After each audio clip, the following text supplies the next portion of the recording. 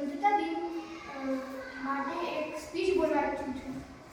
ભારતમાં દર વર્ષે 15મી ઓગસ્ટે સ્વતંત્રતા દિવસ ઉજવણ થાય છે અને તે ખૂબ જ આનંદથી ઉજવવામાં આવે છે. 15 ઓગસ્ટ બધા ભારતીયો માટે ખૂબ જ મહત્વપૂર્ણ દિવસ છે, કારણ કે બધા ભારતીયો અને આપણા ભારતને 200 વર્ષ પછી બ્રિટિશ શાસનથી આઝાદી મળી હતી અને તે આપણો રાષ્ટ્રીય તહેવાર છે. આજે આપણે આપણા 78મો સ્વતંત્ર દિવસ ઉજવી રહ્યા છીએ.